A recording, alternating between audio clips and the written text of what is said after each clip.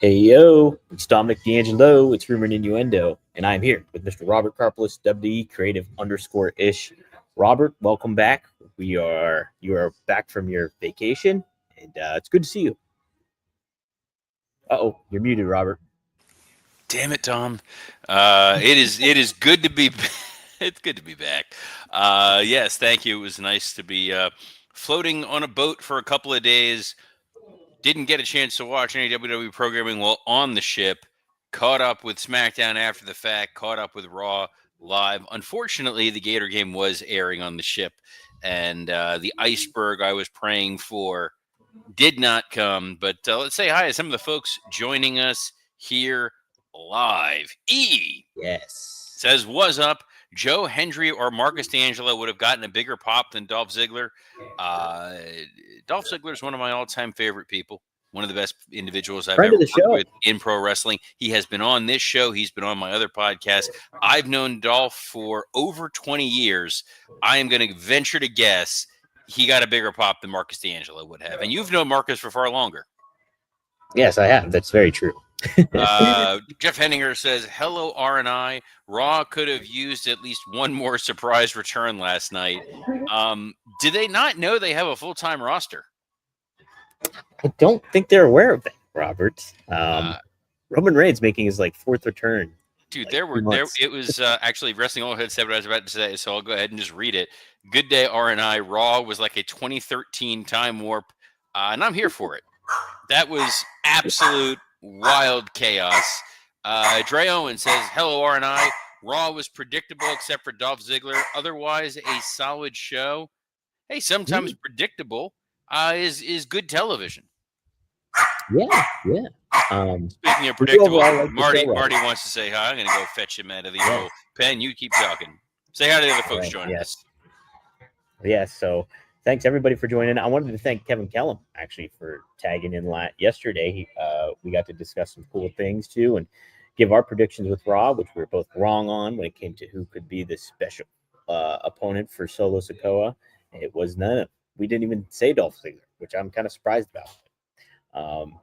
Overall, Raw felt big time, especially with the atmosphere, all the celebrities that WWE embraced, even at ringside, whether you like them or not, they were still there, and it made it feel like a big deal. So, Robert, so you overall enjoyed this episode of Raw?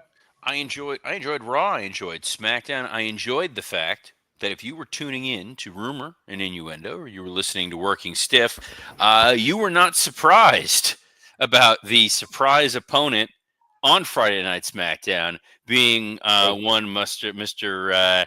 Zach Marie Ryder. Woo, woo, woo. You know it. We gave you your flowers yesterday too. I was sure to let you know that Robert Yes. did it. Somebody on the Working Stiff Facebook group posted my head on Babe Ruth's body, pointing, calling my shot. I also, by the way, would have predicted Dolph Ziggler as it was either going to be Roman Reigns or it was going to be Dolph Ziggler, because the notion of people from John Cena's past coming back to wrestle that are going to be surprises that are going to make sense, the guys that you would immediately think of would be a Zack Ryder or a Dolph Ziggler. It wasn't going to be Edge. Like let's be clear. It was never going to be Edge. It was never going to be Batista. These were men who obviously John likes. John has worked with a number of times over the years, and they made for surprise pops that were not going to overtake the rest of the show. It felt like when you used to get the guest pop-ins during the Royal Rumble, where you'd get the little like, "Hey, here's the Godfather" or Gold Dust, or that one time like Mr. Perfect came out. It was just like, "Oh man, this is really cool," but we still have a story to tell. So Kevin and I talked about this yesterday, and I said to him, I was like, I almost feel like you need one of the surprise people to win their first match, so they felt important, like these surprises meant something more so than what they were. Did you feel the same sentiment? And are you okay? But like you're just saying too, how like they're there, but they're not taking over the story too at the same time. Yeah, I think that so part of it was at least with the solo piece, if it was going to be someone that needed to lose to Solo, Dolph Ziggler sold that Samoan Spike in a way that showed you guys this is why he worked there for 19 years. This is why the man was both a world champion and the guy you just put in with every new star, because he's going to make Yeah. them look great and doesn't have an ego about it. Has an ego about putting on the best performance, doesn't have an ego about like, that booking's not going to work for me, brother. I gotta go over. He is like the most affable, go with the flow, whatever you want me to do. I'm going to tell a story here that I'm probably not even supposed to tell, and that's fine. And it is such a microcosm story of just why this human being is the best dude ever. So, a guy named Nick Nemeth, who looks similar to Dolph Ziggler, a guy whose career Yeah, isn't he in TNA? That guy. I've ruined his That career Nick 3 Nemeth guy? different times. I've made him a caddy. I've made him a cheerleader. I've made him whatever the hell Dolph Ziggler was, a guy who shakes hands. We had him coming in for it was the Boca Raton Championship Wrestling does a show the night before the Jericho Cruise. Cruising for a Bruising. Didn't come up with a name. We're just going to live with it. And there was a Royal Rumble that was set for it, a Battle Royal, whatever it was, and Nick was going to be one of the surprise entrants. Except whoever was communicating with Nick didn't tell him, "Hey, you're supposed to be a surprise entrant." He thought he was just coming out there to cut a promo, welcome everybody to the weekend. He and I, in about 5 minutes' time, pitched, "All right, I want you to go up to your room, put bathing trunks on and sunscreen and a towel. We'll still have you come out. You'll come out in flip-flops. You'll be the last entrant. You'll super kick the guy, and then you'll win the Battle Royal." And he's like, "I love it, but I have someone eliminate me."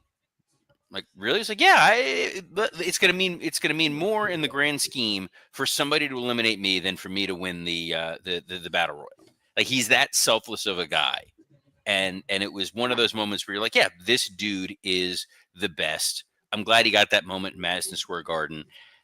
I probably would have put Ryder over LA Knight. I think there would have been more mileage out of that, because if LA Knight is frustrated he didn't get the title opportunity. He wound up going to Jey Uso and CM Punk. He got that promo cut from TV. He was off TV for a week entirely. And then he goes and loses to a guy like LA Knight. Like, that's how you slowly turn LA Knight heel. Exactly. Yeah. And you get more mileage out of LA Knight wins, but we know he's not going to be the main guy. And, Ryder gets a win, and then you feed him to Gunther, and it's another great moment for Gunther. So that would have been the booking I would have probably changed. Right. Yeah, no, that's a fair perspective too, because in the same realm, I just like Zack Ryder coming back felt like a cool moment, and I would have done at least have one of those guys win, but yeah, I'm with you on that one. Would have made sense, especially because the announcers did the heavy lifting on Friday. At least Corey Graves did in this isn't fair, because LA Knight didn't have a chance to prepare for Zack Ryder. Zack Ryder had a chance to prepare for LA Knight. Can I say this too? I said this yesterday, but I'll tell you this. When Zack Ryder came out, like Michael Cole, and what he had to say was like, this is Zack Ryder's second biggest moment of his career, probably. And then Corey was like, what's his first? Oh, you're beating me. And I'm like Michael Cole just completely undersold the value of Zack Ryder, like making him feel like a lesser deal. I thought, like, oh, this is a joke show up. I'm shocked Did you feel that same way? I'm surprised they didn't have him and Chelsea interact at some point in time. Sure, yeah. Mm-hmm. See, that would have been me too. Yes, he walks by her and she just, I'm sorry, who are you? Would have been great. That would have been great. There's a lot of talk in the chat. There's an exciting thing that's going to be going on a little later on today with our friends in All Elite Wrestling, that Tony Marie Khan is entering the Ariel Helwani Thunderdome. How much do you think we're going to get out of that, Brad? Oh, negative 0. That's what I'm thinking too. I mean, if Ariel Helwani has not been a part of Tony Khan's media calls, and if it's anything like that, he's not going to get a lot of juice out of that. Well, they don't like each other, and I think that's part of the fun. So you're going to get Tony, who's going to go in and try to babyface the situation, and Ariel is going to use his like, it's like a negative energy. I don't know how to quite, not that he's negative, but it's like a vortex of enthusiasm.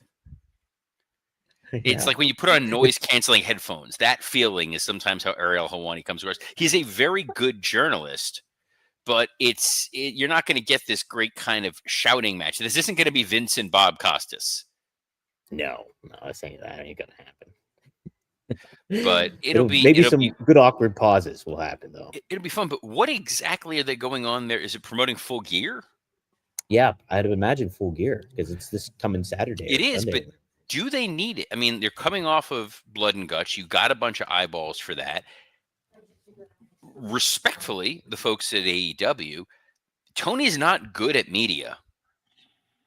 One of my all-time favorite moments is him wearing that stupid the stupid like babushka hat thing and the goofy sunglasses, and then he was being asked about like sexual harassment policies in the company. It's like, take the hat off, please. That was the hat that was made of the rat fur in Seinfeld. Yes, that's exactly what I thought of. It made me think of, there was a great running gag from Clerks the Animated Series, running gag from a 6-episode show, where both the mayor and the chief of police were at independent Halloween costume parties dressed like characters from McDonald's. So one was, he was like dressed as like Mayor McCheese. And he's like, I couldn't open the zipper. And it's like, that's what that moment felt like. It's going to be, you're going to get a lot of guys. The media landscape is going great. Our metrics, our numbers between men ages 18 to 19 are through the roof. Viewing in Minnesota and Wisconsin is up 7% of where it was last year. And, we love everybody and we have no answers for anything. And this company is going great. If you're Helwani, what are some of the questions you would ask Tony Khan, though, right off the bat? Or not right off the bat, but throughout the interview? I would say honestly, one of them is there a concern within your organization that you have not built a development system to bring up young talent, and that those young talent that you have focused on have yet to truly break through and become main event level stars? Mm-hmm. I think that's a valid question. I asked him about that. What? I asked him about the developmental. I asked him about you did. You asked him about, and he said something about like they were looking to build something in North Carolina, and it was expensive. Yeah. And then it's like, but okay, but they had the developmental system built before they actually went ahead and terminated it. In the fact that they had dark elevation. You had a space in Orlando. A development space, by the way, does not need to be huge. If anyone has been to a wrestling school, most wrestling schools are usually in an industrial park. They get those like in like a warehouse area where they have the roll up metal doors, and they just take like one or two spots near like a body shop and a welding factory. Right. That's all. It doesn't need to be with the performance center is versus what they had. If you go to OVW and see what that looks like, or when they were in Port Richey with FCW, these were not like, oh my God, situations. You also have QT Marshall's wrestling school, which is a gorgeous facility in Atlanta, and you're not utilizing that. Yeah, it's a lot. Sorry, we're talking about Madison Square Garden. Yeah, they put the spotlight on a young kid on Raw named John Cena, and dude, I did not think I would live long enough to see an earnest New York John Cena babyface pop. How about that, huh? Like, I get there was the Rumble return. That was more of a surprise. This was the like, oh, we get it. This guy has been our guy for the last 20 plus years. This is the last time we're going to see him. Let's make him feel a little love. Yeah, and I thought, you predicted it was going to be Bronson and Braun tagging up maybe against him and Punk, but I thought this triple tag that they ended up doing was great. Like, it was a lot of fun. You get him rubbing elbows with Mysterio again, and Sheamus, obviously, who is in the tournament. But I thought it was a really cool way to do it, I think, for MSG. Look, it was they went fun rather than big moment, because I think that they had the confidence in the War Games match, which they kind of telegraphed when they announced that Jimmy was going to be in the War Games match during SmackDown. I went, oh, okay, they're definitely not going with John Cena. Yeah. It would have been, I mean, if you look at the lineup, if you would have gone Jey Uso, CM Punk, Roman Reigns, John Cena, and Cody Rhodes, I mean, that's a stacked lineup right there. Now it's four Absolutely. guys and the dude who's going to take the pin. Yeah, 100%. And Joseph Wade Walters says exactly what I was thinking, was full house show match, but it worked. That was just pure fun. It was pure cotton candy. It was all style, no substance. Let's do multiple you can't see me's. Let's just have a fun time for the crowd. No one's really going to get significantly damaged from it. It worked. It did work. Does it work for you that Cena is facing Dom Mysterio for the Intercontinental Championship again at Survivor Series? Does that work for you? I guess it gives an opportunity for Dom to get the title back, and then whoever cheats John out of that, they get a maybe it's Gunther, and they get a little heat on them going into their final match. A little bit of storytelling.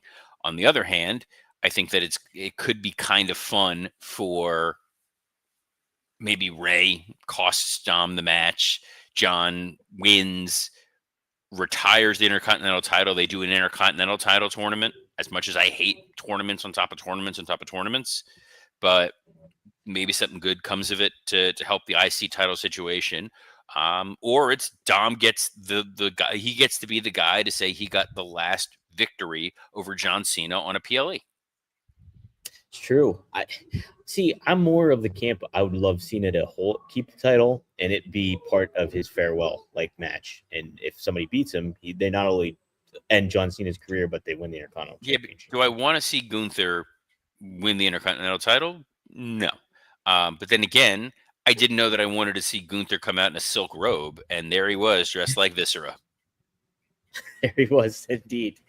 Yeah, he made his return against Javon Evans. What was I think a 15-minute bout? Did you like this? Do you think Gunther should have just been dominant, or were you okay with Javon Evans getting this spotlight too? No, this was the match it needed to be. This was Gunther's return. This was a spotlight for Javon Evans, a chance to show that he can hang on the main roster in a big-time match in just about the biggest environment you can put a young guy in, which is Madison Square Garden on the John Cena farewell tour against Gunther. Crowd was a little strange for this one. Little funky. Yeah. It's the one match they were funny, but I also think it was it was a bad booking decision in the way they laid this show out. Okay, I would not have put this match right after Maxine gets the upset win over Becky Lynch, because you're not going to have back-to-back feel-good moments. Right. Yeah, I probably would have put it where Solo and Dolph took off. Gunther versus Javon, and then have Solo and Dolph be the follow-up after Becky and Maxine. I think that might have worked a lot better, actually. It could have worked. Maybe I'm still on cruise vacation time here. Maybe my brain is not fully caught up. But what the hell are they doing with Charlotte Flair? I don't know. It's such a weird, little jump in a storyline thing. It doesn't make. I mean, just Friday, she's like, "Nah, I'm not doing it." Now she's seemingly part of it all. It was like I'm watching SmackDown as I'm unpacking the suitcase and getting life back to normal. And it's like, oh, okay, here's a fun little segment where they're definitely setting up the War Games, and we'll find out who the other two women are going to be, and then a woman's going to be, and then Charlotte's just like, nah, peace, I'm out. And I was like, huh? Yeah. And it was like, but this is all actually working. Why are we derailing this? So maybe I thought for half a second, maybe Charlotte was hurt and they were trying to mask it. I didn't know. And then you had this situation here, this Spirit of 76 return, and then the awkward Io hugging Rhea, as if it was like your ex is with somebody new in front of you, and you're like, no, we're good. We're good. Yeah, very weird. I'm not sure what they're doing exactly. Wrestling Old Head, by the way, points out the real big story coming out of this show, which was Gunther is back to a variation of his Walter theme. That means he's about to go on a mean run. Dude, I popped for that song. I was so happy to hear it. Can we please get Judgment Day's music fixed? It's the worst music in wrestling. Look, Judgment Day needs a new theme. Ilya Dragunov needs a new theme really bad. I don't mind his music. It's weird. Oh, it's like just cheesy. It's cheesy garage band. Like, hey, come up with a foreigner's music for me. Yes, that's what it feels like. It feels like somebody poured a bottle of Russian vodka into an AI machine, and that's what you got. I don't like it. They need something for him. I don't mind. Main event was all entrances all the time. Yes. If you love entrance music, and I mean really love entrance music, go back and watch the main event of Raw, where every single person got an entrance, every song got played, and then when they hit Roman's music with about 8 minutes left, I'm like, oh no, this is going to have a 19-minute overrun. Yeah. How did you think this all was laid out? I kind of like the chaos of it all, Robert. It felt like, okay, kind of paint by numbers in certain ways, but it was kind of fun to just see like Punk brawling with Logan Paul and then like the New York police getting involved. I wonder if that'll indicate Roman's getting suspended because he speared some police, so he's not going to be on television until Survivor Series. That was a weird decision to have the NYPD involved. Yes. Or the fake NYPD. Yes.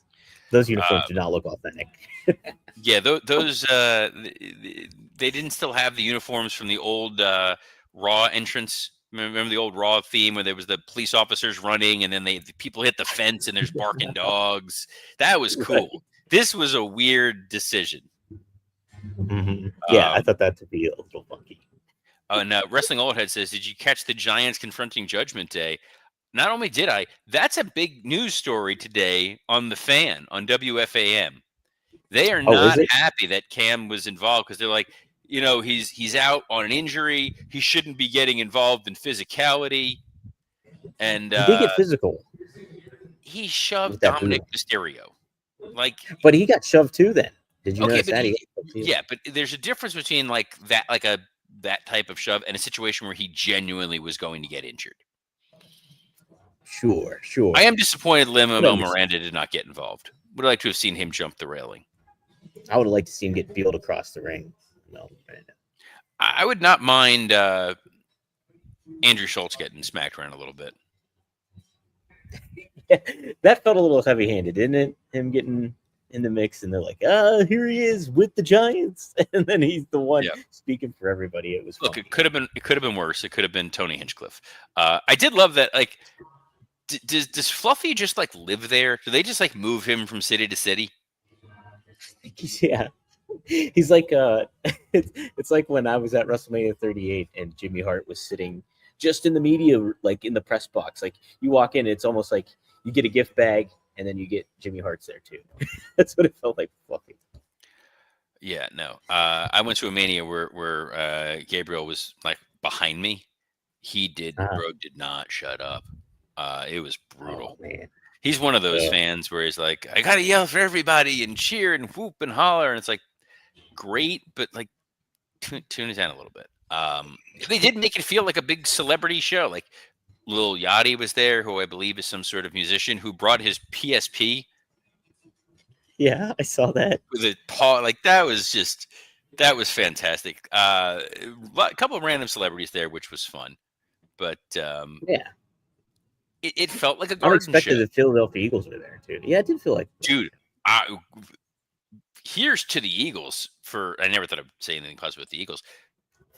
Like going in the garden, good on you. You're right. I know. Jeez, the heat that they got. Yeah, that was tough. Dre Owen says, surprised they didn't do a Survivor Series match, Judgment Day versus the New York Giants. The problem with that is the Giants would need to win, and they wouldn't be able to figure out how. That's true. Or they'd blow it. They would get very close. And then exactly. They accidentally pin themselves. That's what would happen. They're the worst. But now we know. There was also the tease of AJ Lee, which we had predicted, I believe, right here on this show. If not, it was on Working Stiff, that I thought Maxime was going to win because of AJ Lee, and we were going to get AJ maybe in the War Games. So it looks like AJ is going to take that last spot on the women's War Games side for the baby faces, and Bailey being propositioned by the Kabuki Warriors, and Bailey has the mystery power that I thought only Kevin Owens has, which is I can remember what happened more than 1 year ago. That's right. So you think the final person on that side will be who am I thinking of? Who was that? Oh, Becky. Yeah, that's what I had said. I suggested it was going to be Becky, and yeah, you needed to get the title off of Becky because you needed her in War Games. You needed to make this feel like a big time match. Maxine with the Intercontinental titles. It's a fun story. It's a nice little story. You can get to her versus Kairi Sane after Survivor Series if you needed a match. Yeah, I think that's definitely the way this is going to go. I know what you also thought was a nice little story is what's going on with Nikki Bella and Stephanie McClure. It's official, Robert. It's happening at Survivor Series. Sorry, you blacked out there for about 40 to 42 seconds. I'm going to assume that you were not talking about Nikki Bella. So we're going to move on. But hey, it's good to be back. I'm going to see if there was anything of major note on SmackDown that I did not get a chance to touch on, because I feel like a lot of it did bleed into Raw, which was Drew getting involved. Drew getting involved, which we had kind of said, hey, they're definitely going to find a way. I do look, exploiting a legal loophole. Always going to be a fan of that. And again, I think it was E had said this comment up here, the writer's room watching Rumor and Innuendo taking Robert's ideas for free.